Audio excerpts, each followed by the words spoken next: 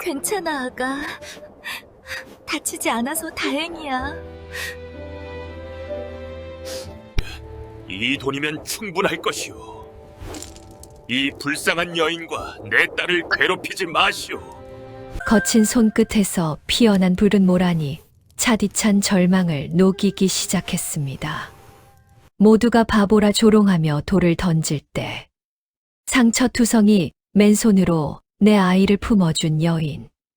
평생 뼈 빠지게 모은 전 재산과 그 여인을 기꺼이 맞바꿨을 때 저는 알지 못했습니다. 이 가난한 흙방에 찾아온 참담한 시련을 뚫고 그녀의 손끝에서 천만금과도 바꿀 수 없는 찬란하고 거대한 기적이 피어나게 될 줄은 말입니다. 대가 없이 베푼 선의가 만들어낸 가슴 벅찬 보은의 이야기. 지금 첩첩산 중 작은 초가집으로 들어가 봅니다. 우리 선조들의 삶과 지혜가 담긴 이야기를 전해드립니다. 이야기 시작 전 좋아요와 구독 부탁드려요. 첩첩산 중 깊고 깊은 산골짜기 마을. 외진 마을의 추운 겨울밤이었지요. 매섭게 휘몰아치는 하얀 눈보라가 온 세상을 차갑게 덮어버렸답니다. 먹물을 가득 풀어놓은 것만 같은 짙고 어두운 캄캄한 밤하늘에는 조각달 하나가 몹시도 외롭게 은빛 가루를 차갑게 뿌려대었지요.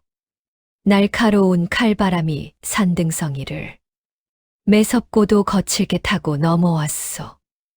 앙상하게 마른 참나무 가지들을 위태롭게 마구 흔들어 댈 때면 우수수하고 차가운 하얀 눈송이가 마치 비처럼 쏟아져 내렸답니다. 짐승들마저 숨을 죽여버린 산골은 토끼의 작은 발자국도 얼어붙은 아주 고요하고 적막한 밤이었지요. 마을 끝자락 거친 바람맞이 언덕에 위태롭게 서 있는 초가집 한 채가 어둠 속에서 숨을 몰아쉬었답니다. 그곳에는 모진 풍파를 온몸으로 묵묵히 견뎌내는 사내가 있었지요. 사내의 이름은 무영이라 불렸답니다. 낡고 해진 창호지 틈새를 비집고 황소바람이 쌩쌩거리며 맴돌 때면 무영은 입다 버린 헌 옷가지를 길게 찢어내어 문풍지 위쪽으로 겹겹이 두껍게 덧대어 바르면서 어떻게든 삭풍을 막으려 애를 썼지요. 조그만 흙방 안에는 흙을 이겨내어 투박하게 빚어 구워낸 낡은 화로가 방 한가운데 덩그러니 놓여 있었고 그 속에서 은은한 불빛이 새었지요. 타닥타닥 경쾌하게 타오르는 나무가 매캐하면서도 구수한 향기를 풍기며 얼어붙은 방 안의 공기를 데웠지요. 무영은 거칠고 투박한 제 두 손을 조심스레 뻗어 작은 화롯불 위로 꽁꽁 언 붉은 손끝을 가만 녹였지요. 그의 커다란 손바닥에는 굳은 살이 마치 늙은 소나무 껍질 같았답니다. 낮에는 짐승도 다니기 험한 산에 높이 올라 무거운 땔감을 나르고 밤에는 희미한 호롱불 아래 앉아서 쉴 틈도 없이 마른 짚을 비벼대며 집신을 삼으며 하루를 버텼답니다. 하지만 무영의 깊고 애잔한 시선이 늘 머무는 곳엔 척박한 삶을 비추는 유일한 빛인 어린 윤서가 있었지요. 보송한 젖살이 채 빠지지 않은 통통하고 부드러운 예쁜 두 볼이 화롯불의 따스한 기운을 받았어. 봄날의 복숭아처럼 붉게 물들었지요.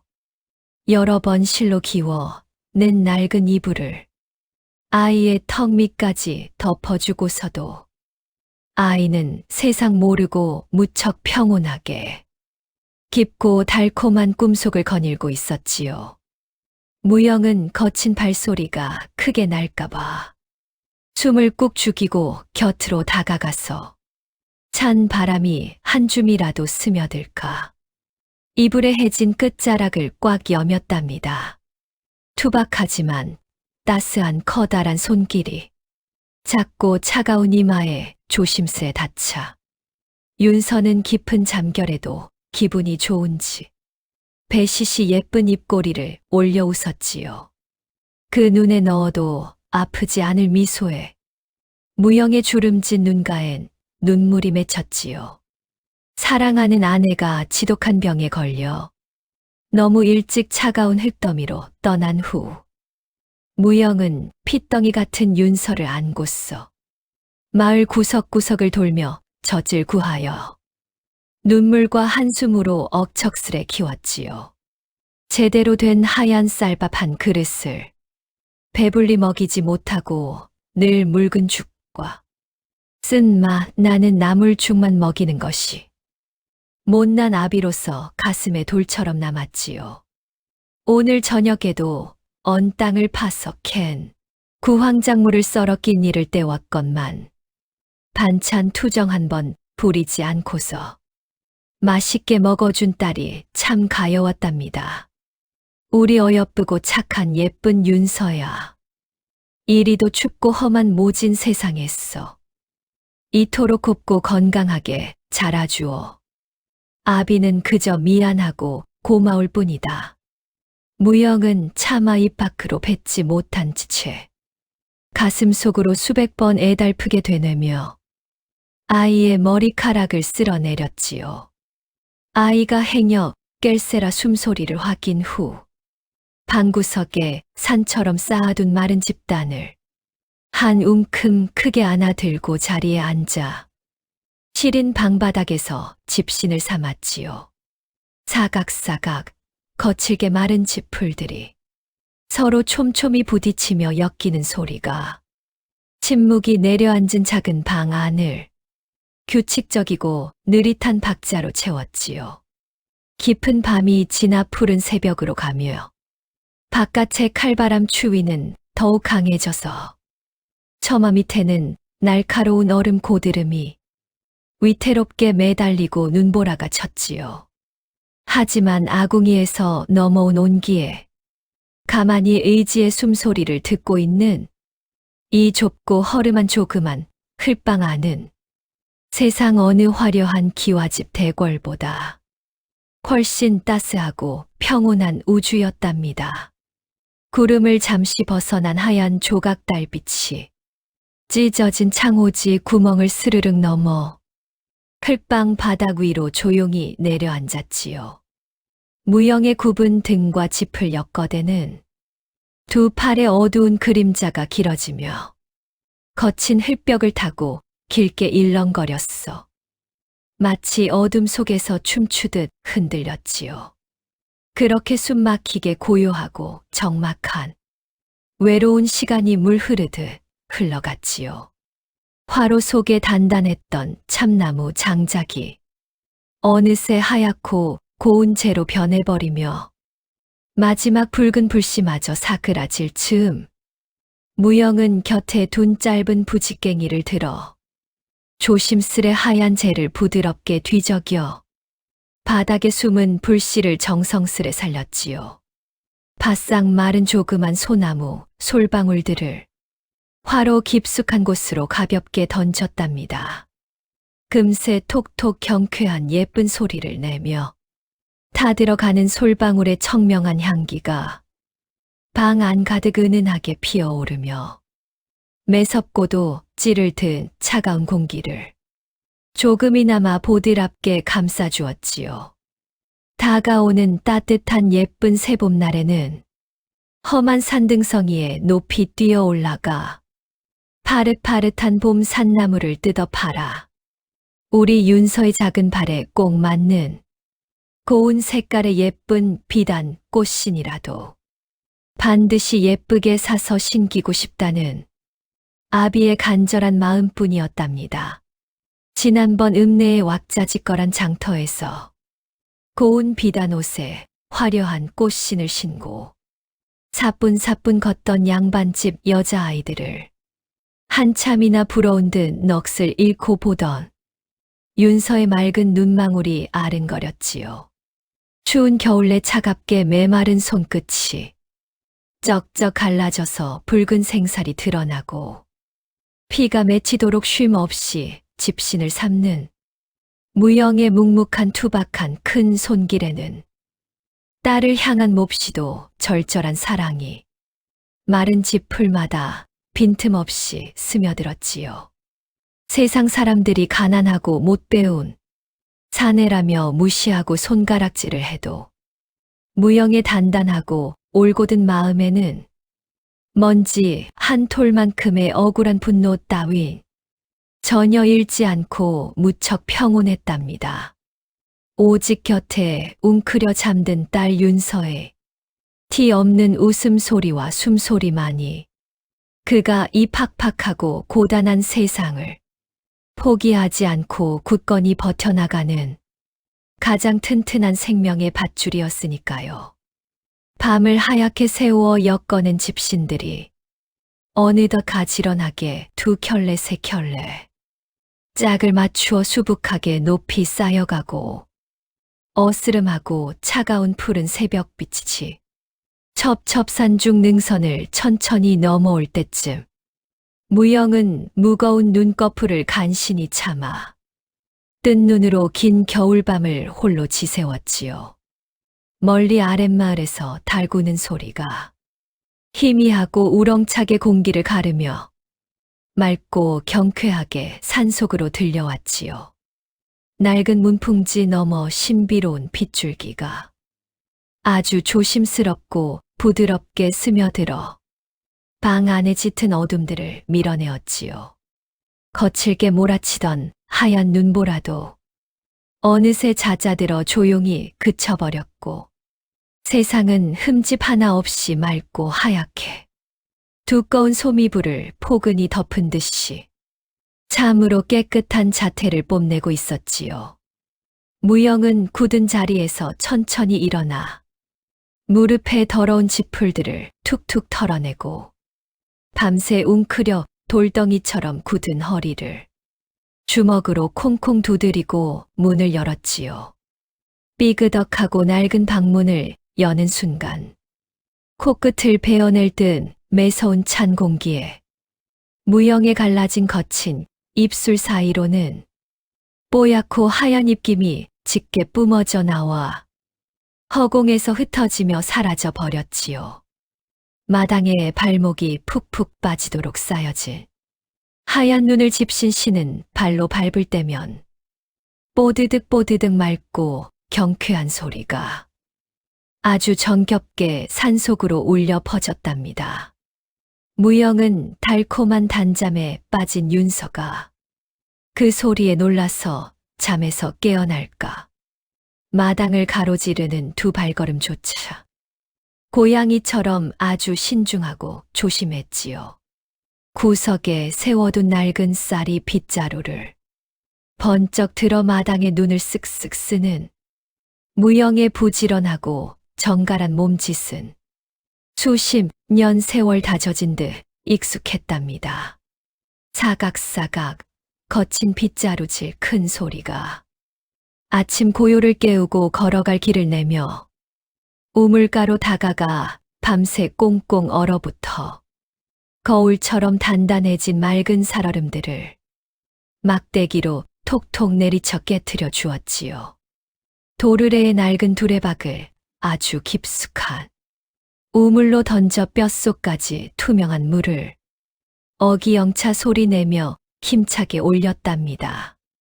손가락이 욱신거릴 정도로 시린 물을 커다란 두 손에 가득 넘치게 떠올려 까칠한 제 얼굴을 거칠게 씻어내며 간밤의 묵은 피로를 멀리 쫓아내버린 무영은 젖은 손을 옷에 툭툭 털어내고 검게 그을린 낡은 붓두막으로 향했지요. 바싹 마른 지풀과 소나무 솔가지들을 깊고 어두운 아궁이 속으로 밀어넣고 두 손으로 부싯돌을 딱딱 세게 쳐내어 위태롭고 붉은 조그만 불씨를 만들었지요. 거친 입바람을 아궁이로 길게 불었어. 불씨를 살려 서서히 큰 불길을 키우자 기세를 뽐내는 불꽃이 너울너울 춤추며 무쇠 가마솥을 따스하게 데우기 시작했답니다.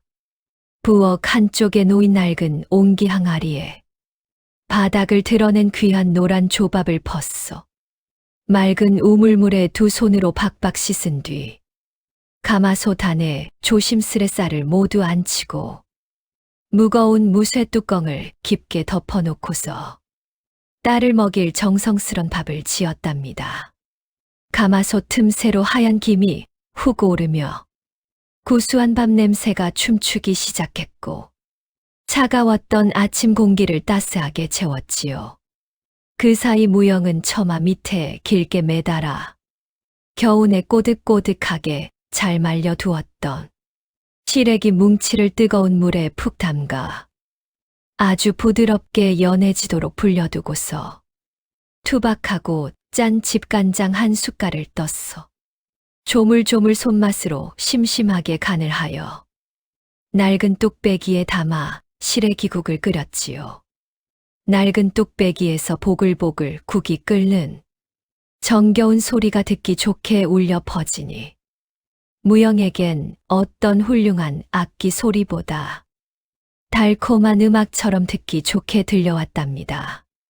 눈부신 아침 햇살이 산봉우리를 물들이고 집집마다 굴뚝에서 밥 짓는 뽀얀 연기가 하나둘 몽글몽글 피어오를 아침 무렵 굳게 닫혀있던 작은 방문이 열리며 윤서가 작은 손으로 두 눈을 비비면서 문턱을 넘어 마당 밖으로 걸어 나왔지요.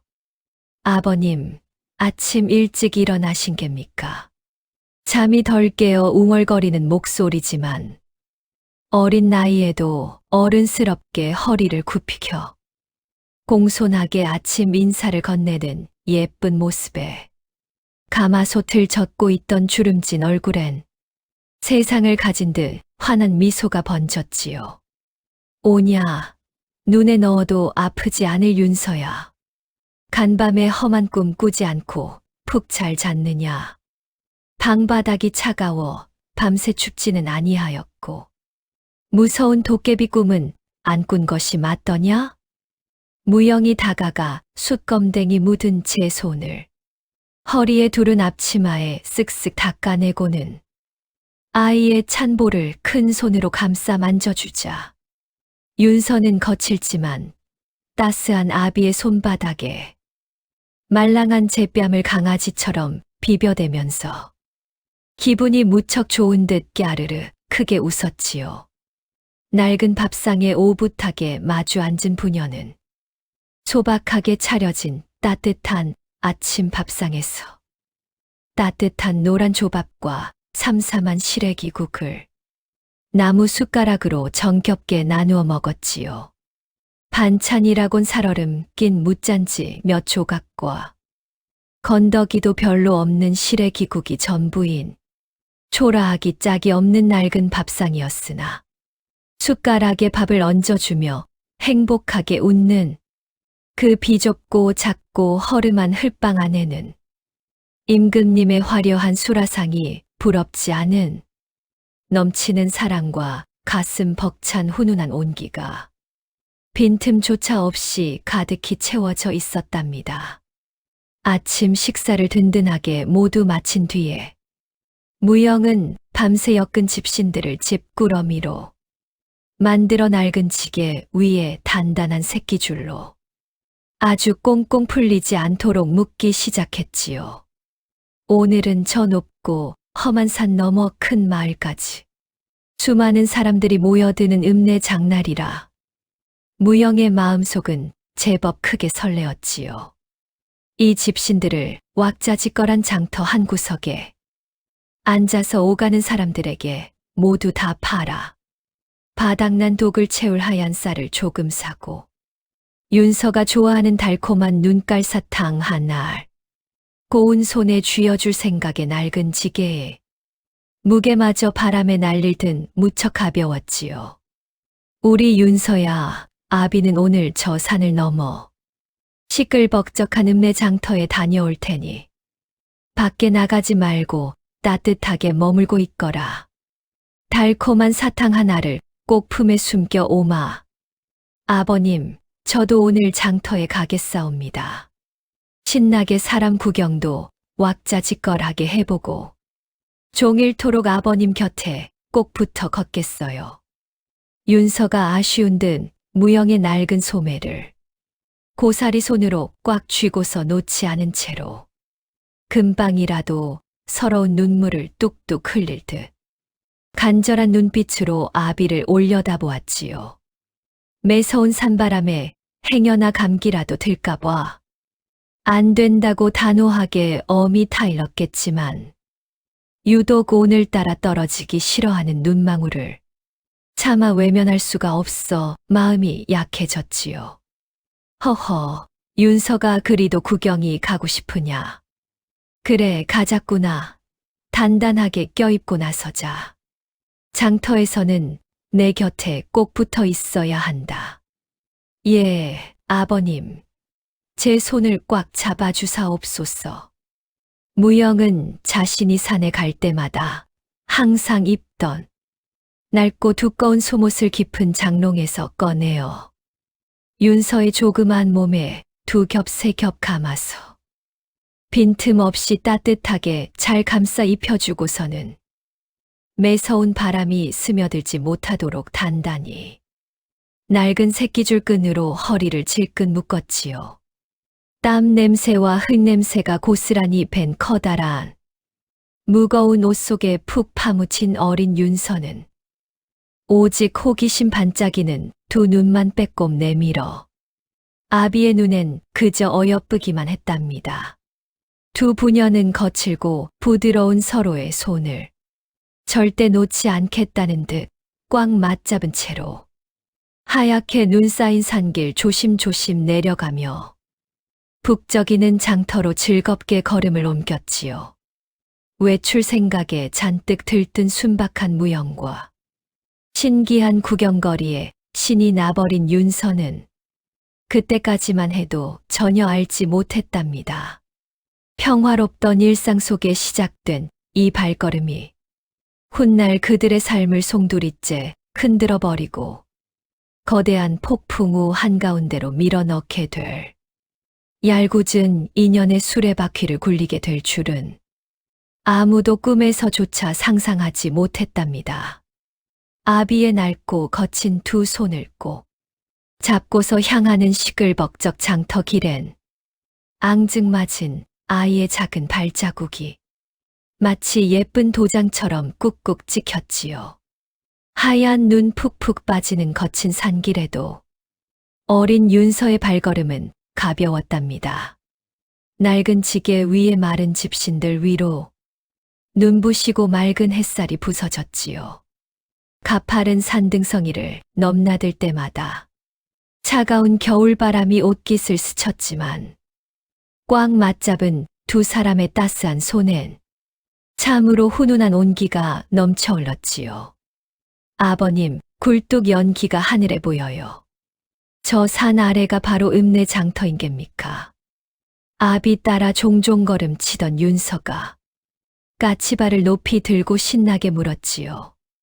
두 볼은 찬바람에 붉게 익어버렸지만 두 눈망울은 밝은 별처럼 반짝 빛났지요. 오냐, 저기 보이는 곳이 읍내 장터란다.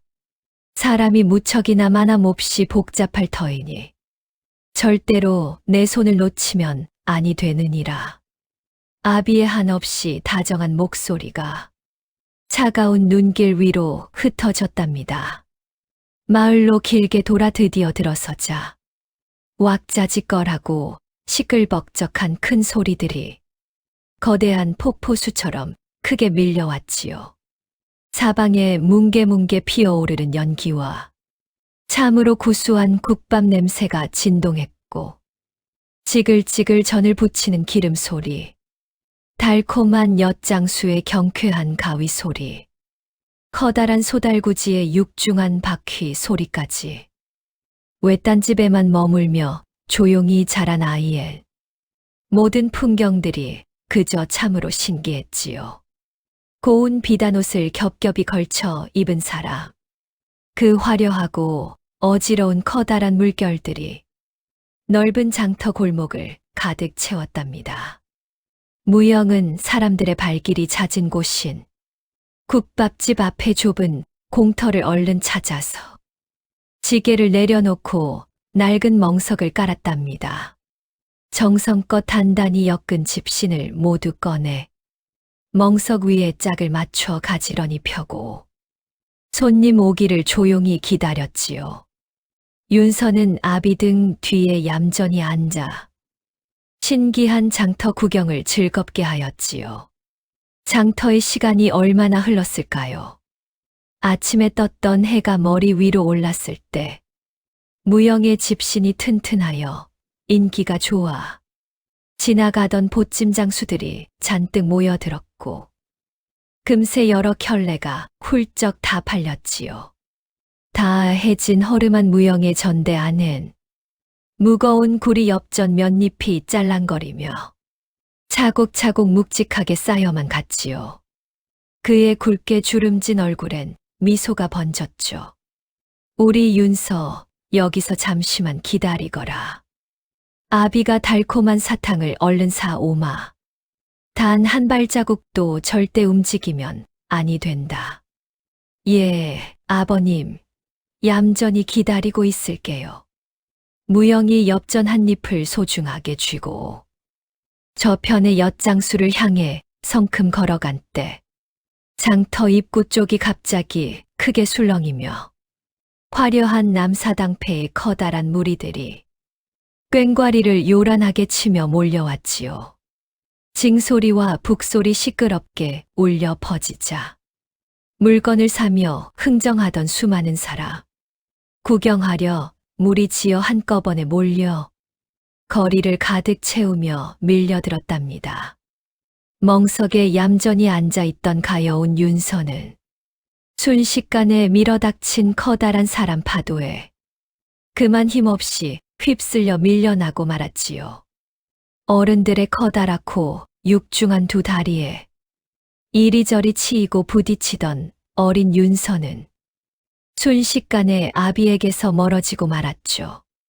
아버님, 우리 아버님 대체 어디 계셔요?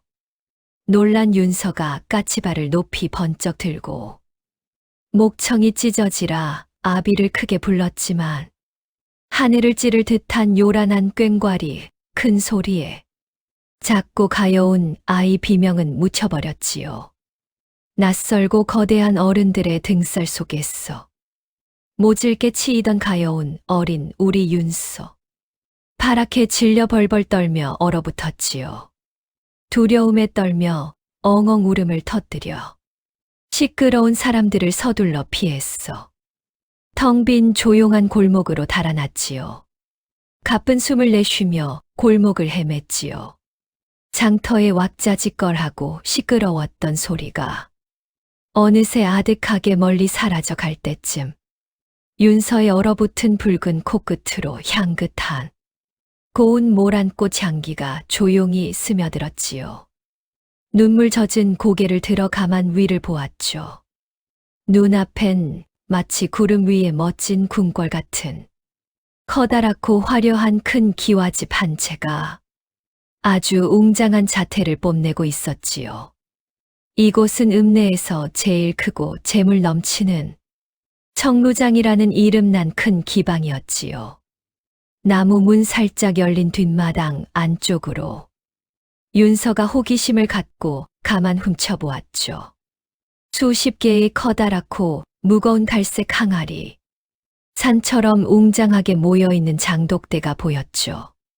아침부터 찬바람 맞아 배가 몹시 고프고 손발이 얼어붙을 듯 너무 추웠던 윤서는 부엌에서 새어나오는 훈훈한 온기 곁에 온몸을 조금이나마 녹이고자 하였어.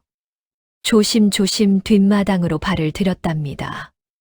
그런데 후미진 장독대 옆 바닥에는 밤새 내린 하얀 눈이 차갑게 얼어붙어 무척이나 몹시 미끄러운 얇은 빙판길이 무서운 함정처럼 조용히 숨어 있었지요. 신기한 기방 풍경을 연신 두리번대며 조심조심 살금 걷던 낡은 집신 바닥이 얼어붙은 투명하고 미끄러운 빙판을 아주 잘못 디디며 쭉 미끄러졌지요. 짧고 날카로운 외마디 비명과 함께 윤서의 조그만 몸이 허공으로 붕 떴지요. 바닥으로 곤두박질친 가여운 두 손이 장독대 맨 위쪽에 무척 위태롭게 놓인 새하얗고 매끄러운 둥근 백자 항아리를 아주 세게 탁 치고 굴러떨어지고 말았지요. 그 하얀 백자는 기방의 안주인 화월이 수백 냥 아주 큰 돈을 한양에 주고 사온 세상에 둘도 없이 귀한 도자기였답니다.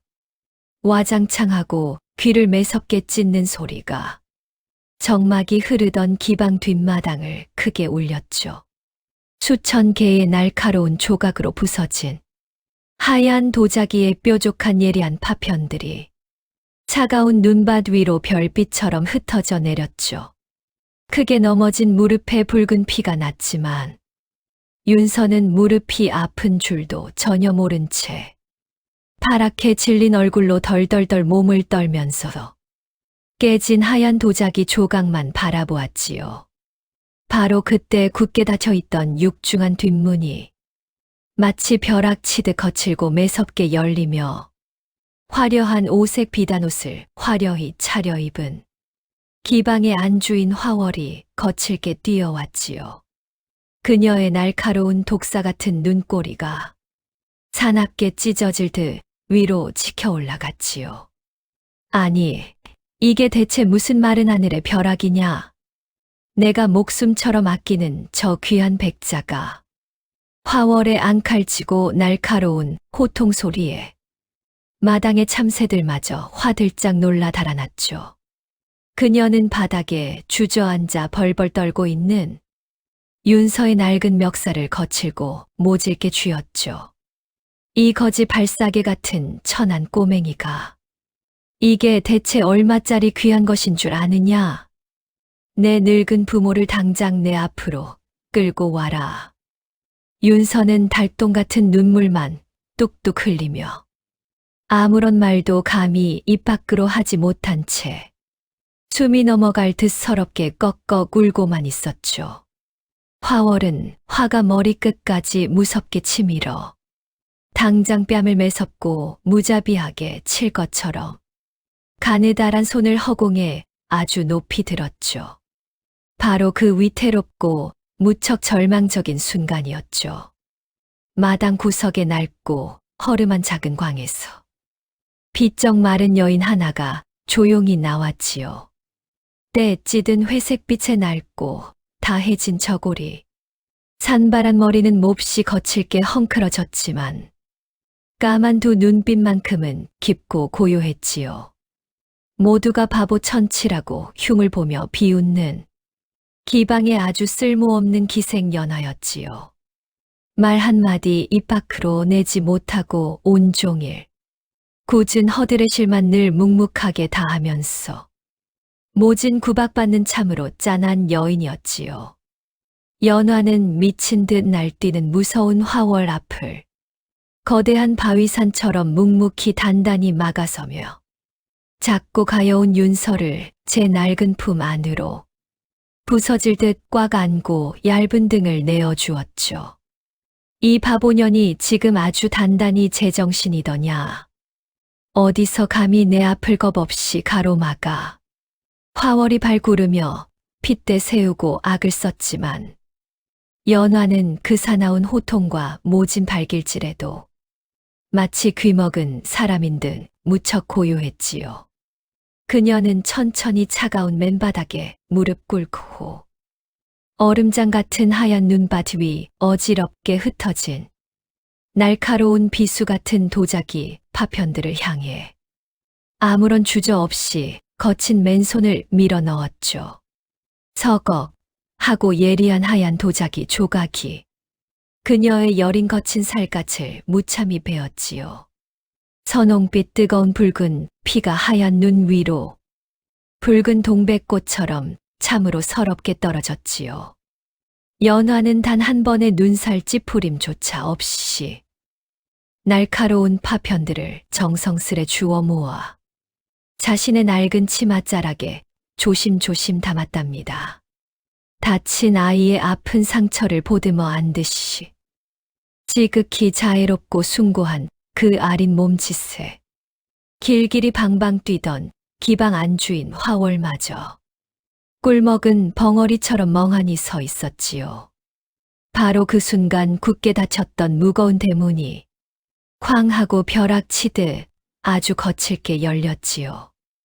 윤서야, 우리 윤서 대체 어디에 있는 게냐? 머리카락과 옷이 식은 땀에 흠뻑 젖은 무영이 반쯤 넋이 나간 짐승 같은 표정으로 숨을 헐떡거리며 뒷마당으로 뛰어들어왔지요. 시뻘건 피투성이가 된 연화 낡은 품 속에 벌벌 떨며 숨은 가여운 윤서를 발견하고 다리에 힘이 풀려 바닥에 털썩 주저앉아 아이를 으스러져라 꽉 안고 오열했지요. 아이고 아버님, 제가 큰 잘못을 하였어요. 미끄러져서 저 독을 깨버렸어요. 무서워요. 윤서의 얼어붙은 등줄기를 쓸어내리며 아이를 온전히 감싸 지켜준 기생 연화의 붉은 피투성이 두 손을 똑똑히 보게 되었죠. 바보 천치라 취급받던 불쌍한 저 여인이 남의 집 불쌍한 어린 핏덩이를 온전히 위해 제 살찢기는 끔찍한 고통을 견딘 것을 무영은 가슴 아주 깊숙한 곳으로 깨달았죠. 그의 가슴 속 깊고 서늘한 밑바닥 지점에서 뜨겁고 뭉클한 무언가가 확 끌어올랐지요. 그제야 정신을 차린 화월이 코웃음치며 독사처럼 표독스럽고 차갑게 쏘아붙였지요. 내 놈이 저 천한 거지 꼬맹이의 늙은 아비냐? 저 백자가 한양서 가져온 귀한 물건이거늘. 내 놈이 무슨 뾰족한 수로 갚을 작정이냐? 화월은 거만하게 팔짱 끼고 고개를 치켜들며 가난한 사내가 평생 일해도 갚지 못할 어마어마하게 무거운 큰 금액을 불러대었지요. 당장 그 돈을 모두 다 내놓지 못한다면 부녀를 평생 끔찍한 관노비로 만들겠다며 서슬퍼렇게 나를 세우며 협박을 해대었죠. 무영은 입술에서 피가 나도록 꽉 깨물었지요. 그의 낡은 허리춤엔 장터에서 팔아모았던 구리 엽전 몇잎이 달랑거리는 전대가 전부였죠. 그깟 적은 돈으론 깨진 도자기 파편 하나. 온전하게 값조차 치르지 못할 만큼 비참했죠. 하지만 무영은 비굴하게 빌지 않았답니다. 그는 자리에서 거대한 굳건한 산처럼 일어나 피 흘리는 불쌍한 연화와 파란 윤서 앞을 거대한 바위처럼 아주 듬직하게 가로막고서 화월을 향해 단호하고 차가운 시선을 던졌죠. 아이의 실수니 내가 온전히 책임지겠소. 피 흘린 저 불쌍한 여인도 데려가야겠소. 화월은 기가 막혀 실소를 크게 터뜨렸지요. 돈 한 푼 없는 그 초라한 거지 같은 몰골로 비싼 백자 값에 바보 몸값까지 다 내겠다고? 내 놈이 단단히 미친 개로구나. 무영은 아무런 대꾸조차 하지 않고서 자신의 낡은 저고리 아주 깊은 안주머니를 거칠고 투박한 손으로 뒤적이기 시작했지요. 질긴 무명천으로 겹겹이 꽁꽁 쌈에 감춰둔 작고 무거운 보따리 하나를 가만 꺼내었지요. 병든 아내가 세상을 영영 떠나기 전 윤서가 훗날 장성하여 혼인하게 될 때에 귀한 노잣돈으로 쓰라며 피를 토하듯이 평생토록 모아두었던 아주 귀한 돈이었지요. 무영이 자신의 심장과도 같은 전 재산을 단 한 번의 망설임이나 미련조차 없이 거만한 기방 주인 화월의 발밑을 향해서 흔한 돌멩이 버리듯 던져버렸지요. 이 돈이면 당신 손해를 덮고도 충분하오. 다시는 두 사람을 괴롭히지 마시오. 화월이 떨리는 손으로 보따리를 풀자 은은하게 빛나는 귀하고 하얀 은전들이 눈부신 빛을 내뿜으며 드러났지요. 귀한 백자 값에 연화의 비싼 몸값을 치르고도 절반이나 남을 만큼 엄청난 큰 돈이었지요. 욕심으로 가득 찬 그녀의 두 눈이 커지며 입 다물지 못하고 은전만 바라보았지요. 그 어수선한 틈을 타 무영은 서둘러 다가가 눈밭에 앉은 연화의 팔을 덥석 잡고 아주 조심스레 성한 몸을 일으켜 세웠지요. 한쪽 팔엔 눈물 범벅인 윤서를 꽉 안고 반대쪽은 연화의 붉은 손을 이끈 채로 무영은 단 한 톨의 아쉬운 미련도 전혀 없이 서늘한 기방의 무거운 문을 나섰답니다. 자, 차가운 이곳을 떠나 집으로 갑시다. 우리 셋이 따뜻한 국밥이나 먹읍시다. 바보라 조롱받으며 냉대 속에 버려졌던 연화에 굳게 닫혀있던 멍들고 시린 가슴 속 깊은 곳에도 난생 처음 따뜻한 봄바람이 불어왔지요. 기방의 문턱을 넘은 세 사람 위로 아름답게 붉은 저녁 노을 빛기둥이 축복처럼 따뜻하게 쏟아져 내렸답니다. 붉은 노을이 아주 길게 늘어진 산길. 세 사람의 그림자가 무척 나란하게 하얀 눈밭 위로 길게 늘어졌지요. 장터의 왁자지껄한 큰 소리들도 어느새 산바람에 모두 흩어졌지요. 무영의 커다랗고 투박한 한 손은 딸 윤서의 작은 손을 꼭 쥐었고 다른 한 손은 기생이었던 연화의 가늘고 차가운 손을 꽉 잡았지요.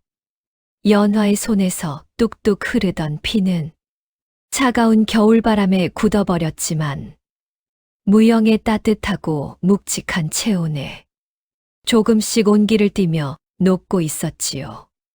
바보 천치라 사람들의 손가락질을 온몸으로 받아내던 가여운 연화. 그녀는 헝클어진 머리를 숙인 채로 아무런 말도 없이 묵묵히 걸었지요.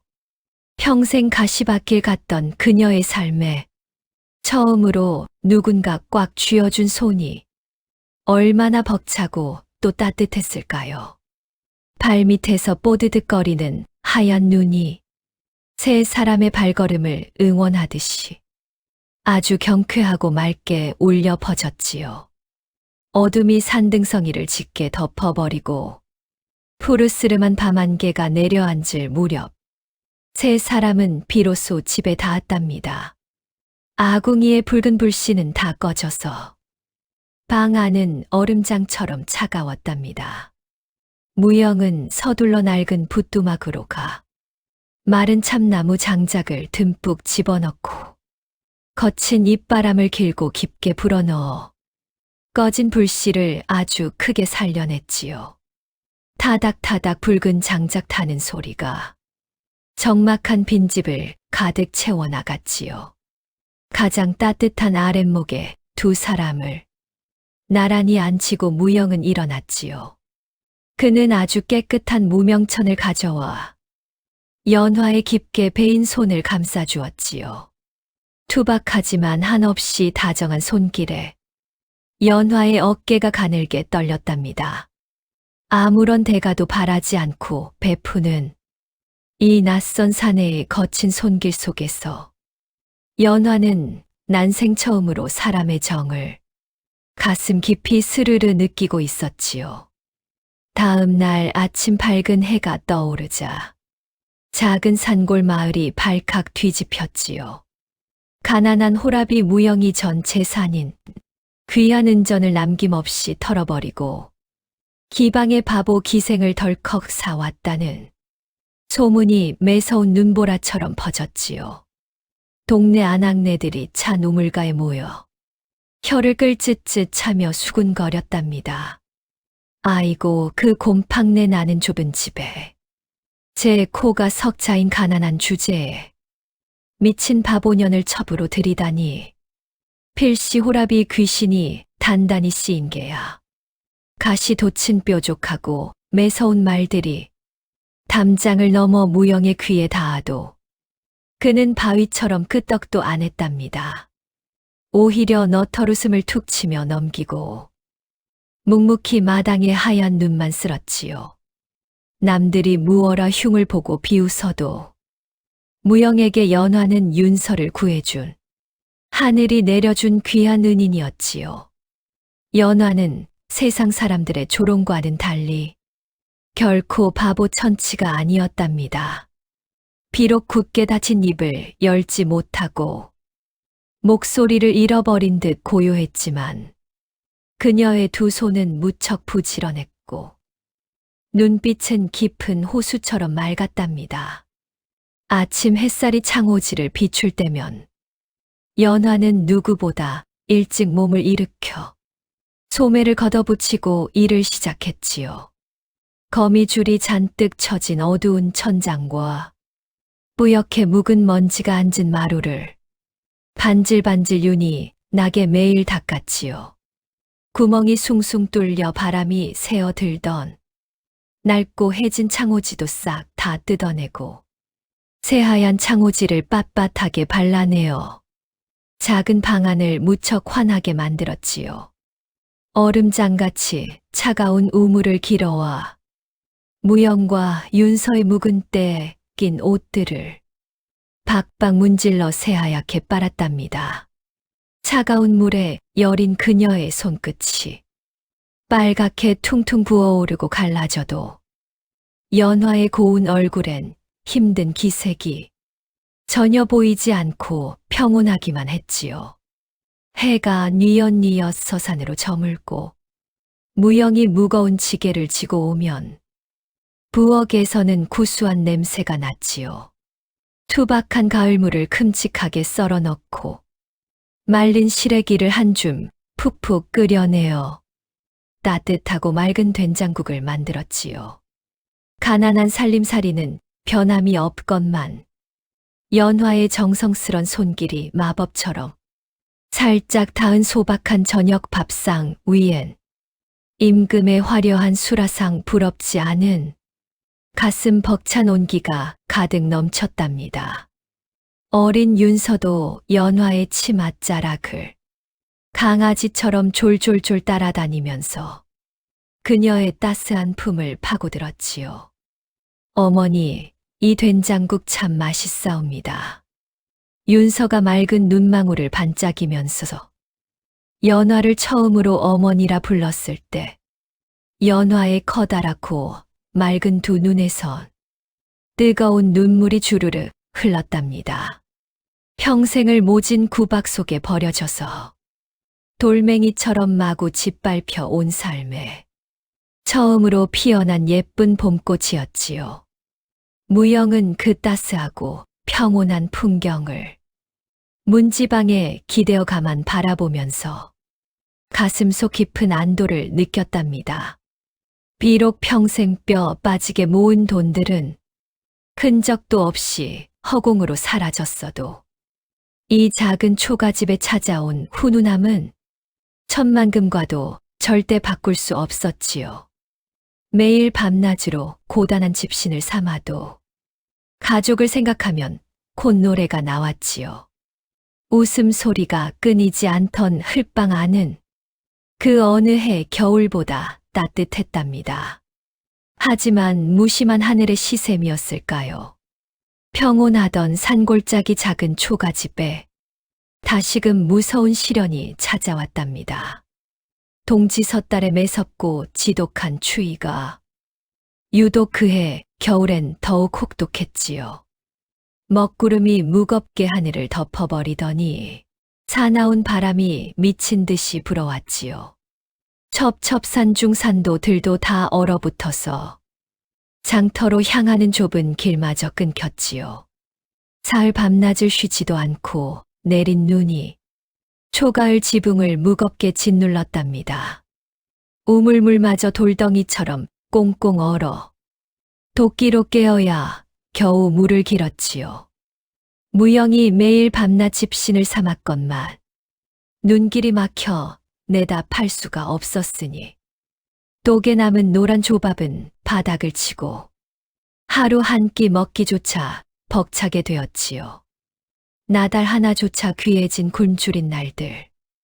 연화는 자신의 몫인 죽마저 덜어내어 가여운 윤서의 밥그릇에 밀어주었지요. 무영 역시 산속을 종일 헤매고 다녀도 토끼 한 마리 구경조차 할 수 없었지요. 그렇게 지독한 굶주림과 추위 탓에 여린 윤서가 그만 큰 탈이 났답니다. 밤새도록 마른 기침을 콜록거리더니 온몸이 불덩이처럼 뜨거워졌지요. 새근거리던 숨소리는 거칠어졌고 아이의 맑은 얼굴은 새파랗게 질렸지요. 식은 땀이 비 오듯 등줄기를 타고 흘러 이불깃을 아주 축축하게 적시었지요. 무영은 찢어지는 가슴을 부여잡고 차디찬 물수건을 이마에 올렸지만 무서운 열은 도무지 내리지 않았지요. 가쁜 숨을 내쉬며 고통에 몸부림치는 아이를 보며 무영은 억장이 무너졌지요. 윤서야, 제발 정신을 차려보거라. 아비가 여기 있다, 눈을 떠보아라. 무영의 애타는 절규가 울렸지만 윤서는 끙끙거리며 앓기만 하였지요. 어머니 곁으로 가고 싶사옵니다. 헛소리마저 중얼거리는 아이의 모습에 무영의 심장이 갈기갈기 찢어졌지요. 벌벌 떨리는 커다란 손으로 아이를 품에 안고 뜬 눈으로 밤을 지샜지만 새벽이 오자 숨결은 더 약해졌지요. 당장 아랫마을 약방으로 뛰어내려가 귀한 약재를 듬뿍 지어다 먹여야만 아이의 목숨을 겨우 건질 터인데 무영의 낡은 전대 안에는 단 한 푼의 동전조차 남지 않고 텅 비었답니다. 연화를 기방에서 무사히 데려오느라 전 재산을 남김없이 써버린 탓에 정작 눈에 넣어도 안 아플 제 딸의 병을 고칠 돈조차 없게 된 겁니다. 절망감이 새까맣게 눈앞을 가렸지만 무영은 포기할 수가 전혀 없었지요. 어떻게든 약초라도 구해와야 한다는 아버지의 처절한 본능 하나만으로 무영은 얼어붙은 문 밖으로 뛰쳐나가 미친 듯이 하얀 산속을 헤매었지요. 매서운 칼바람이 뺨을 잔인하게 때리고 무릎까지 눈이 푹푹 빠져들었지만 무영은 짐승처럼 산비탈을 기어올라 약초가 있을 만한 땅을 파헤쳤지요. 하지만 꽁꽁 얼어붙은 두꺼운 눈밭엔 말라 죽은 풀뿌리조차 없었답니다. 손톱이 다 빠지고 붉은 피가 나도록 거친 언 땅을 짐승처럼 긁어대던 무영은 끝내 무릎을 꿇고 말았지요. 하얀 눈밭 위로 뜨거운 눈물방울이 뚝뚝 서럽게 떨어져 내렸답니다. 하늘이시여, 어찌 이리 가혹합니까? 못난 제 목숨을 다 거두어 가시고 부디 우리 윤서만은 살려주옵소서. 짐승의 울음 같은 서러운 통곡 소리가 눈보라에 섞여 처절하게 퍼졌지요. 세상을 향한 원망도 모두 소용없고 자신의 무능함에 가슴을 치고 또 쳐도 바뀌는 것은 아무것도 전혀 없었지요. 무영이 빈손으로 짙은 절망에 빠져 비틀거리며 집으로 돌아왔을 무렵 초가집방 안에는 아주 신비로운 일이 조용하고 고요하게 벌어지고 있었지요. 깊은 열병에 빠져 사경을 헤매는 윤서의 머리맡에 연화가 앉아서 낡고 해진 작은 옷볼을 무릎에 펴고 무언가를 맹렬하게 수놓고 있었지요. 호롱불에 희미하고 흔들리는 빛이 연화의 창백한 얼굴을 가만 비추자 그녀의 까만 눈동자 속에는 마치 은하수 별빛이 내린 듯 영롱했지요. 기방에서 찢겨 다쳤던 그녀의 손끝엔 아직도 붉은 상처가 덧나 아물지 않아 바늘을 잡을 때마다 피가 배었지만 그녀의 손놀림은 무척이나 날래고 마치 신들린 듯 거침이 없었답니다. 알고 보니 그녀는 억울한 누명으로 가문을 잃고 기방에 팔려오게 된 궁중 제일의 천재 자수장이었답니다. 손끝에 맺힌 붉은 핏방울마저도 비단 위에서는 붉은 꽃잎이 되었고 그녀의 눈물방울은 이슬이 되었지요. 보잘것없는 낡고 거친 헝겊 위로 은은하게 빛을 발하는 오색 실들이 마법처럼 사뿐사뿐 춤을 추었지요. 무영은 숨을 죽이고 다가가 보았지요. 그곳에는 도무지 믿기지 않을 만큼 아름답고 생생한 거대한 모란 꽃이 찬란하게 그 자태를 뽐내고 있었지요. 바람이 불면 당장 꽃잎이 흔들리고 향긋한 모란 향기가 코를 찌를 듯한 살아 숨 쉬는 기적의 자수였답니다.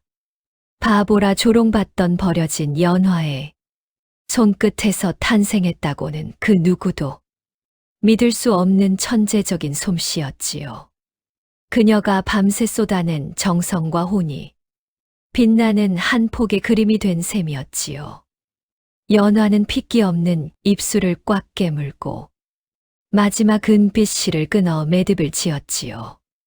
그리고는 완성된 눈부신 모란 자수를 떨리는 두 손으로 곱게 접어 안고서 무너져 내린 무영에게 내밀었답니다. 그녀의 맑고 고요한 두 눈빛 속에는 자신을 거두어준 이 따뜻한 은인을 어떻게든 지켜내겠다는 간절함이 활활 타오르는 거대한 불꽃과도 같이 강렬하게 일렁거리며 빛나고 있었지요. 말을 못하는 그녀의 뜨거운 진심이 그 눈부신 비단 위에 오롯이 담겨 얼어붙은 밤을 환하게 비추었답니다. 절망의 끝자락에서 피어난 기적이 차가운 방 안에 온기를 불어넣었지요. 하지만 저 귀한 자수를 팔기에는 아직도 산길은 매섭게 얼어붙었고 윤서의 숨결은 점점 희미해져 갔지요. 과연 저 모란 꽃은 이 가혹한 운명 속 가난한 가족을 지켜낼 수 있을까요? 바람은 여전히 사납게 울부짖었고 길고 긴 겨울밤은 깊어만 갔답니다. 연화가 건네준 모란꽃 비단을 떨리는 두 손으로 받아든 채 무영은 멍하니 서 있었답니다. 비단에서 뿜어져 나오는 광채가 어두운 흘방을 환히 비추었지만 윤서의 숨결은 잦아들고 있었지요. 창호지를 거칠게 때리는 바람이 사나운 짐승의 울음만 같아서 무영의 가슴을 무겁게 짓눌렀지요. 무영은 굳게 결심을 하였답니다. 저 험하고 아득한 눈 덮인 산을 기어코 넘어가야만 하였으니까요. 약방이 있는 아랫마을 읍내까지 이 비단을 들고 뛰어야만 했지요. 연화는 핏기 없는 파란 입술로 무영의 거친 소매를 꽉 붙잡고 걱정스러운 눈빛을 보냈답니다. 무영은 연화의 몹시 마른 두 손을 크고 따스한 손으로 감싸주며 나지막하고 다정하게 말했지요. 부디 우리 윤서를 제발 부탁하오. 내 반드시 귀한 약을 구해 오겠소. 연화는 고개를 깊게 끄덕이고서 윤서의 식은땀을 닦아주었지요. 무영은 두꺼운 속옷을 껴입고 가슴 속 가장 깊고 은밀한 곳에 모란꽃 비단을 단단히 품었지요. 행여나 찬 눈보라가 스며들까 새끼줄로 가슴을 질끈 묶었지요. 거친 방문을 열고 밖으로 나서자 살을 에이는 날카로운 칼바람이 숨통을 끊을 듯 몰아쳤답니다. 마당에 소복이 쌓인 하얀 눈은 어느새 무릎 위까지 차올랐어. 한 걸음 떼기도 무척 버거웠지요. 하지만 무영은 망설이지 않고 어둠이 깔린 험한 산길을 향해 짐승처럼 묵묵히 걸음을 옮겼지요. 산속은 칠흑처럼 캄캄했답니다. 길인지 벼랑인지 분간조차 안 돼. 오직 감각에만 의존해야 했지요. 발밑에 얼어붙은 뾰족한 돌부리에 낡은 집신이 갈기갈기 찢겨나가고 맨발에서 붉은 피가 배어나와도 무영은 고통조차 느끼지 못했지요. 얼어붙은 눈구덩이에 푹 빠져서 온몸이 눈사람처럼 하얗게 변하고 사시나무 떨리듯 우환이 와도 머릿속엔 오직 하나뿐이었지요. 숨을 헐떡이며 죽어가는 윤서와 밤새 피를 흘리며 비단을 수놓은 가여운 연화의 맑은 눈빛이었지요. 그 두 사람의 간절한 얼굴들이 어두운 눈보라 속을 환히 비추는 밝은 등불처럼 무영을 이끌었지요. 무영의 거친 숨결이 닿는 족조, 입가에 얼어붙어 하얀 고드름이 수염에 잔뜩 매달려 버렸지요. 칼바람은 수천 개의 바늘이 되어 헐벗은 살갗을 무자비하게 찔렀지요. 한 걸음 내디딜 때마다 찢어지는 고통이 머리끝까지 솟구쳤지만 무영은 어금니를 꽉 깨물었답니다. 가파른 산등성을 절반쯤 넘었을 때 거대한 눈사태가 길을 덮쳤지요. 우르릉하는 무서운 굉음과 함께 무거운 하얀 눈더미가 쏟아져서 무영의 작은 몸을 집어삼켰지요. 순식간에 눈 속에 파묻힌 무영은 숨을 쉴 수조차 없게 되었답니다. 차가운 암흑이 온몸을 짓누르고 점점 의식이 아득하게 멀어져가 이대로 죽는구나 싶던 찰나였지요. 사랑했던 아내의 곱고 고운 환영이 눈앞에 춤을 추듯 아른거리면서 이리와 편히 쉬라는 환청 소리가 귓가를 다정하게 맴돌고 있었지요.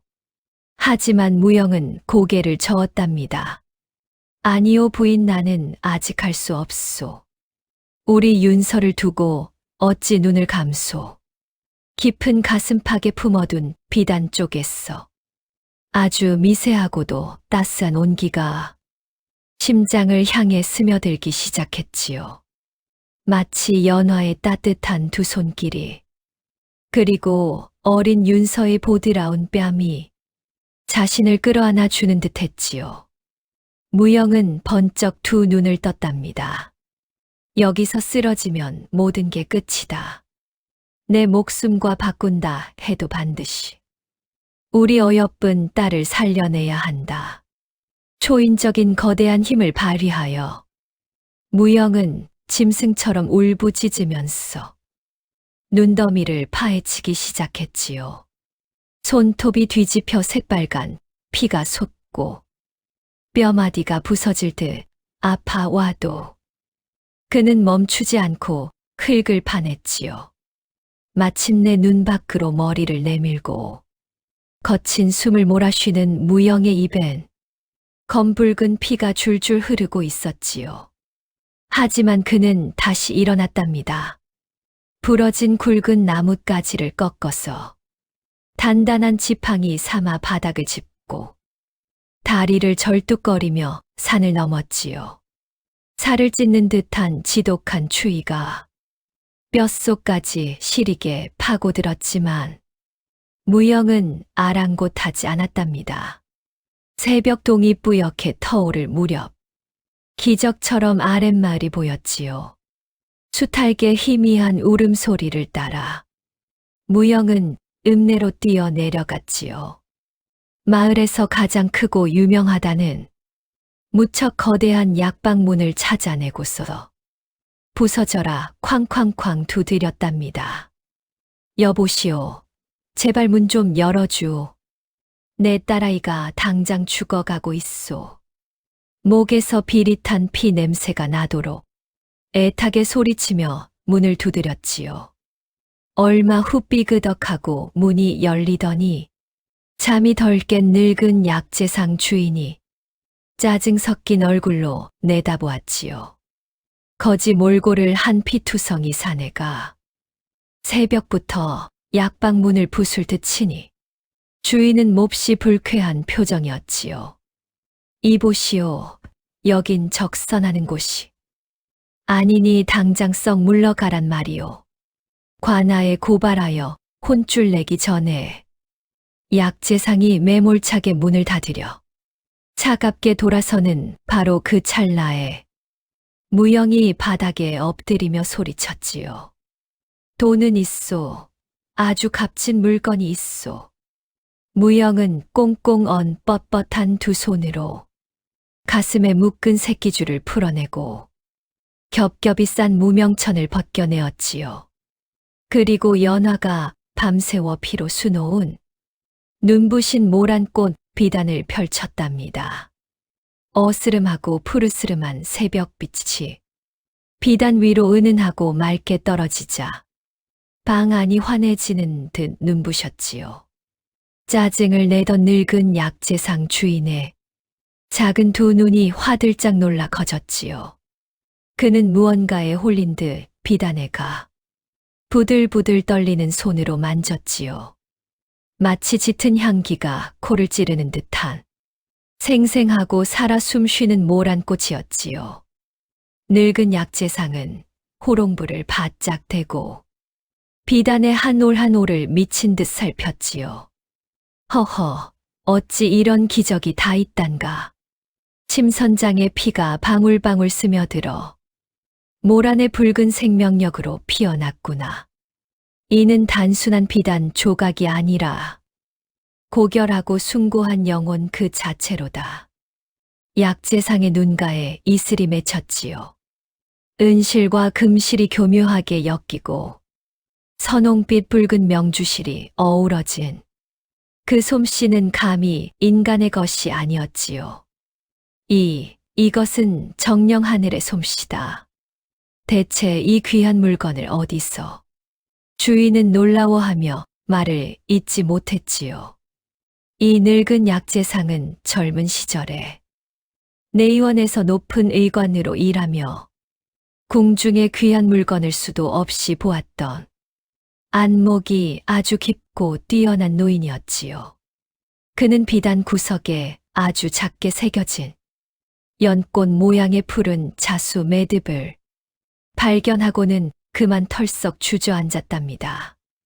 이것은 10년 전 호련히 자취를 감춘 궁중 제1자수장 흑선녀의 그 전설의 매듭이 틀림없단 말이다.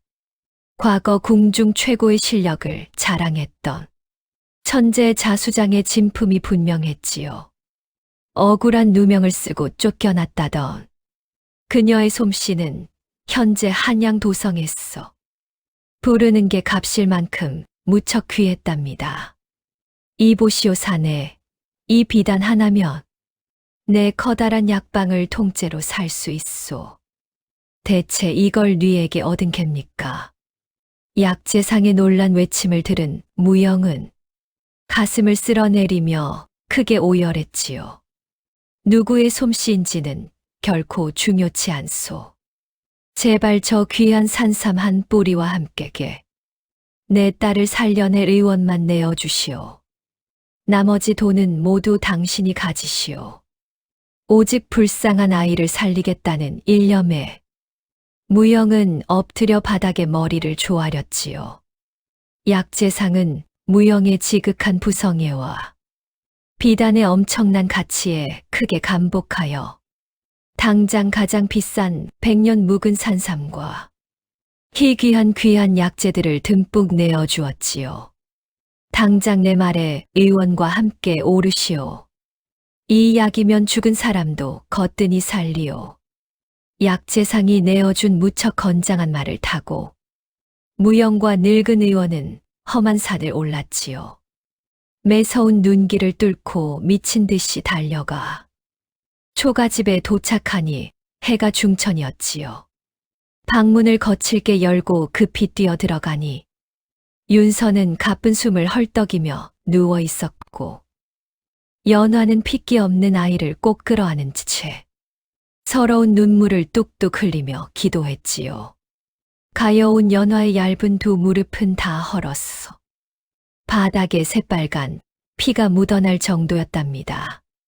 의원은 지체 없이 은침을 꺼내어 들고 윤서의 막힌 혈맥을 꾹꾹 뚫어주었고 100년 묵은 귀한 산삼을 진하게 다려내어 아이의 마른 입에 조심스레 흘려 넣었지요.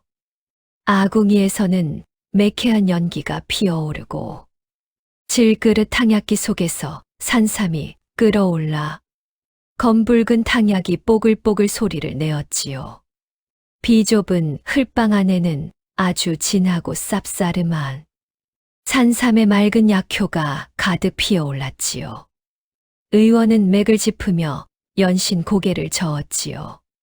풍안이 깊이 스며들어 목숨이 위태로우니 이 영약이 몸에 받기를 하늘에 비시오.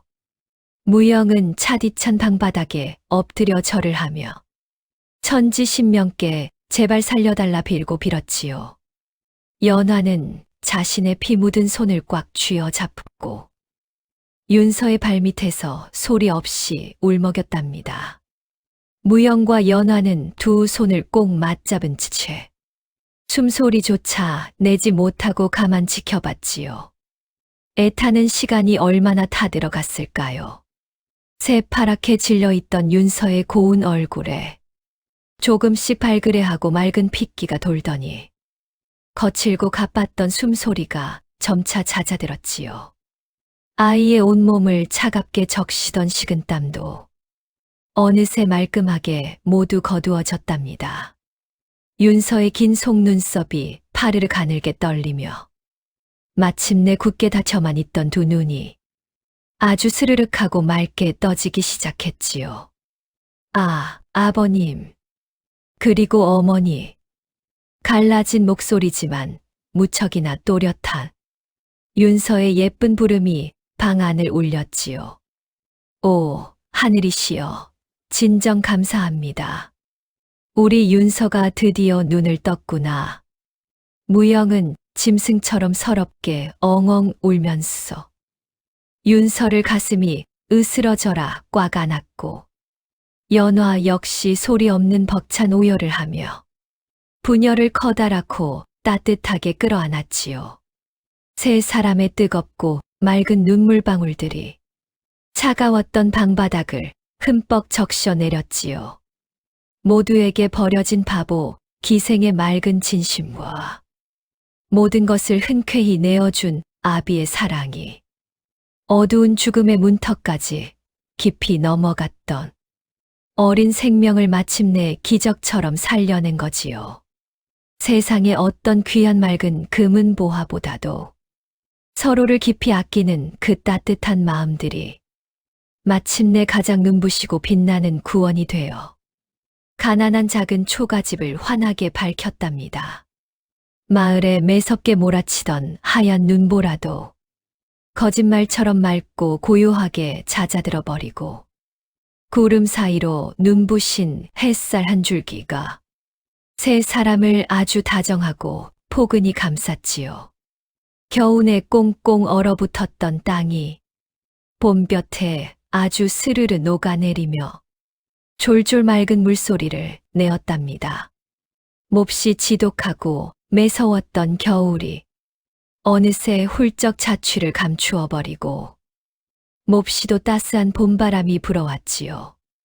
이 첩첩산중 깊은 골짜기에도 파릇파릇 연초록빛 새싹이 돋아나 아주 싱그러운 봄을 알렸답니다. 산기슭을 가득 덮었던 하얀 눈은 봄비처럼 맑게 스며들어 버렸지요. 마을 구석구석 피어난 매화꽃이 따스한 봄바람을 타고 춤을 추며 낡은 초가집을 가득 채웠답니다. 처마 끝에 달린 얼음 고드름도 맑고 투명한 이슬방울로 떨어져 아름다운 이 봄을 반기었지요. 사납게 울부짖던 낡은 문풍지도 나긋나긋한 봄 노래를 불렀지요. 기적처럼 살아난 우리의 윤서도 지독한 열병을 거뜬하게 이겨내고 예쁜 붉은 핏기를 맑게 되찾아서 굴을 털고 훌쩍 일어났답니다. 너른 마당을 나비처럼 뛰어다니며 깨르르 소리내어 웃는 모습은 세상 무엇보다 참으로 아름다웠지요. 아이의 작은 입술은 앵두처럼 붉고 맑은 두 눈망울은 밤하늘 별처럼 무척 초롱초롱하게 빛을 내었지요.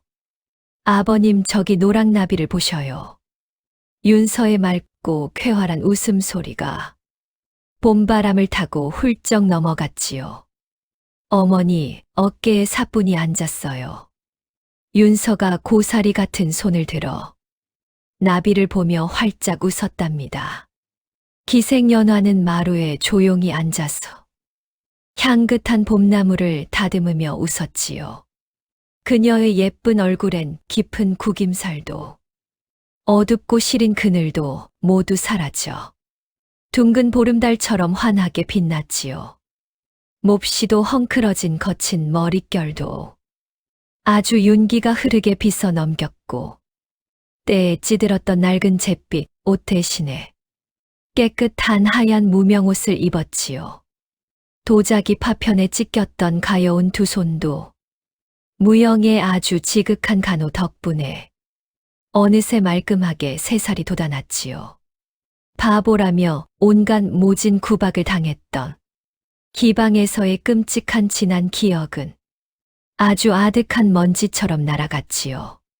제 어깨에 사뿐히 앉은 어여쁜 나비에 연화도 가만히 배시시 웃으면서 윤서의 보드라운 뺨을 만졌지요. 무영은 아주 묵묵히 마당에 서서 굵은 참나무 땔감을 꽝꽝 패었지요. 이마에 송글송글 맺힌 땀방울이 봄 햇살의 예쁜 보석처럼 빛났지요.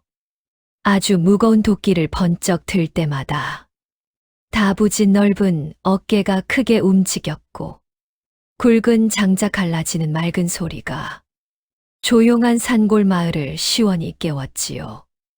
땔감 패기를 가만 멈추고 숨 고르며 마루에 두 사람을 가만 보았지요. 가슴에 뭉쳤던 무거운 돌덩이가 시원한 봄바람에 씻겨 내려갔지요. 자신의 모든 것을 다 바쳐 지켜내 이 참으로 작고 소중한 맑은 평온함이 눈물이 나게 몹시도 감사했답니다. 무척 화창하고 눈부신 어느 봄날 깊은 산길 저 너머에서 우렁차고 아주 요란한 말발굽 소리가 울리며 온 동네를 시끄럽게 흔들었지요. 마을 사람들이 모두 화들짝 놀라 살인문 밖으로 고개를 내밀었지요. 짙은 흙먼지를 거세게 일으킨 건 아랫마을 읍내 늙은 약재상 어르신과 비단 옷을 입은 건장한 사내였지요. 무영의 낡고도 좁은 마당 앞으로 건장한 큰 말들이 멈춰 서자마자 사람들도 구름처럼 몰려들었지요. 무영이 깜짝 놀라 마당으로 나서자 늙은 약재상이 훌쩍 뛰어내렸지요. 허허, 무영 아비 참으로 반갑구려. 어르신 어찌 이 산골짜기까지. 무영이 몹시 당황해 고개를 숙이자 약재상이 아주 환하게 웃었지요.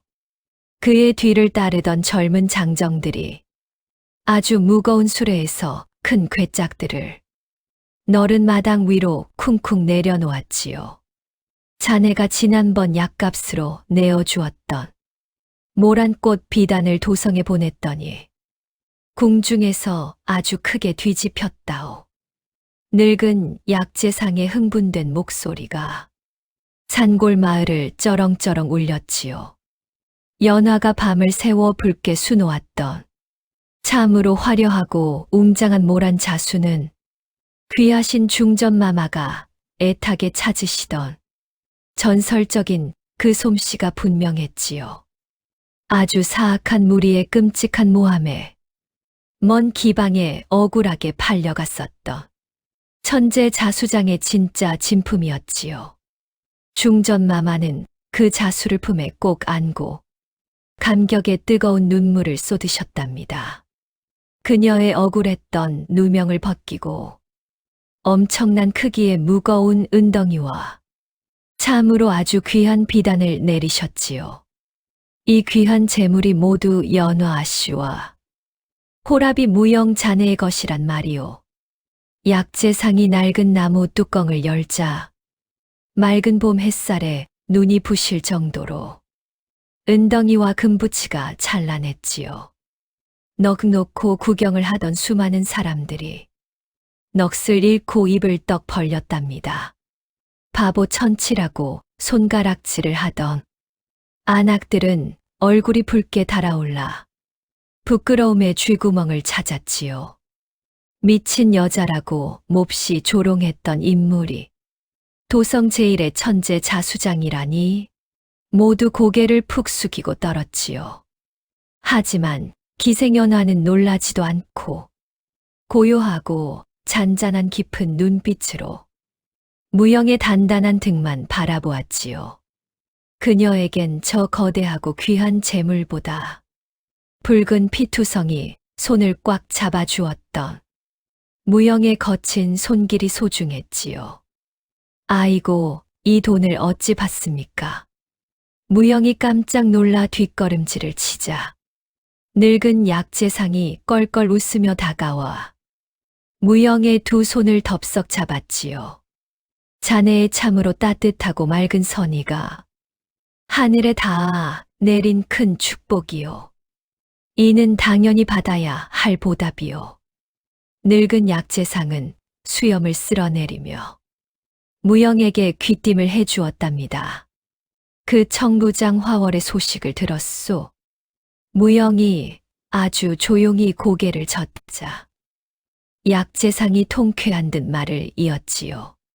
그 악독한 여자가 자네가 던진 돈으로 무척 값비싼 백자들을 잔뜩 사들여 한양 부자에게 비싸게 팔려다가 하필 그 백자들이 도적대가 훔친 그 장물임이 낱낱이 밝혀지게 되어 관아에 비참하게 끌려갔단 겁니다.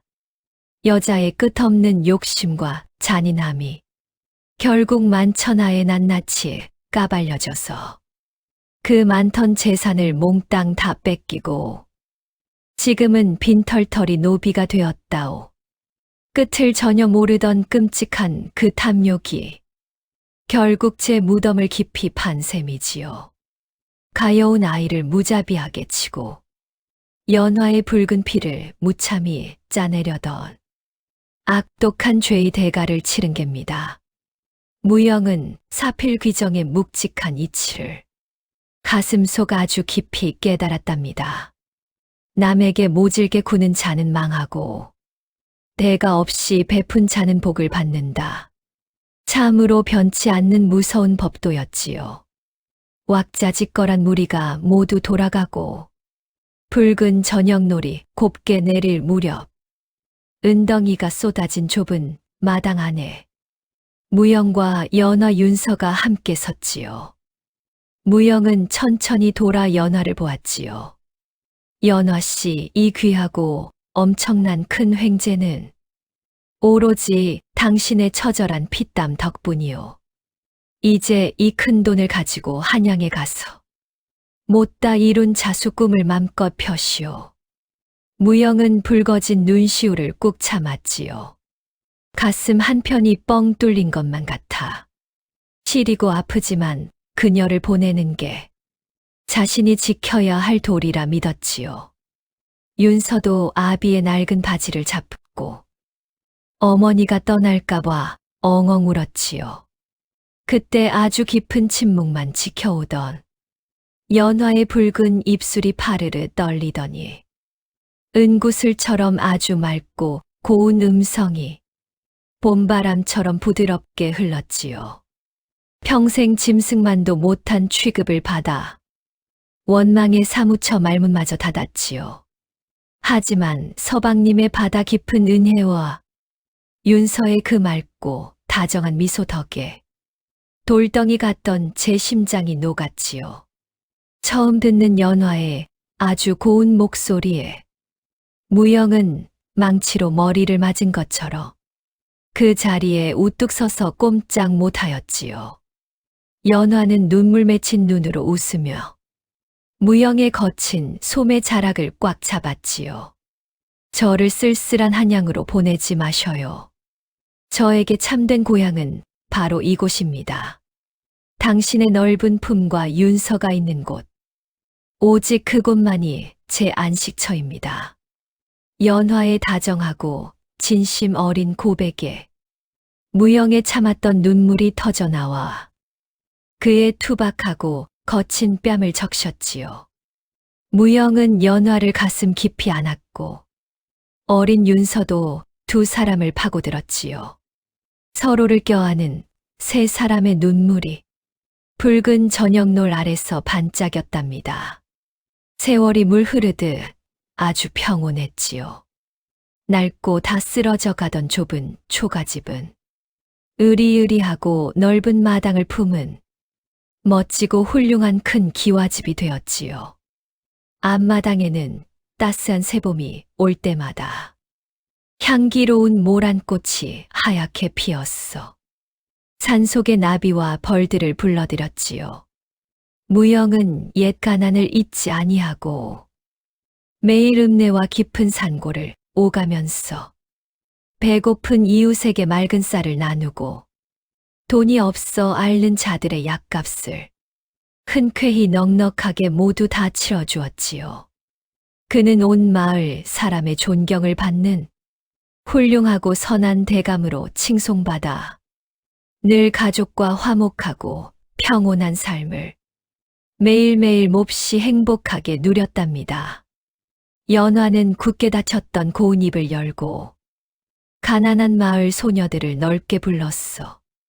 자신만이 아는 귀하고 예쁜 자수를 다정하고 정성스럽게 가르쳤답니다.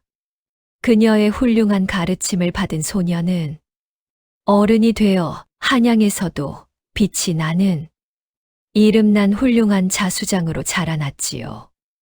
눈부시게 예쁜 아가씨로 자란 윤서는 두 부모님의 선한 마음씨를 빼닮아 누구에게나 맑게 베풀고 미소 지어 마을 사람들에게 온기를 나누었지요. 어느덧 작고 고요했던 이 산마을은 가난하고 배고팠던 겨울을 지났어. 사시사철 모란꽃이 핀다는 고을로 크게 불리며 행복한 마을이 되었지요. 기적 같은 이들의 맑고 고운 소문이 조선 팔도 사방으로 멀리 퍼졌답니다. 겨울밤 화롯가에 옹기종기 모여 앉아 이들의 가슴 벅찬 전설을 나누었지요. 아무것도 없던 가난하고 착한 사내가 조롱받고 무참히 버려진 여인을 안고 아무 조건 없는 맑고 투명한 선의로 거대한 기적을 활짝 일으켰노라고요. 매서운 눈보라가 미친 듯 치는 밤, 누군가 낡은 대문을 거칠게 두드리면 모른 척 내치지 말고 아주 다정하게 따뜻한 국밥과 온기라도 내어주라는 훈훈하고 맑은 가르침이 굳게 남았지요. 오늘도 모란 핀 커다란 기와집에는 화목하고 평온한 맑은 웃음소리가 밤하늘 반짝이는 예쁜 별빛과 같이 온 산골과 들판에 부드럽게 퍼집니다. 가장 어둡고 춥던 지독한 절망의 밤도 결코 꺾지 못했던 그들의 고운 사랑이 따스한 옛 이야기를 가만히 듣고 계시는 여러분의 고단한 마음 한 구석 속에도 포근한 하얀 소미불처럼 덮이길 바라며 편안한 밤 보내시기 바랍니다.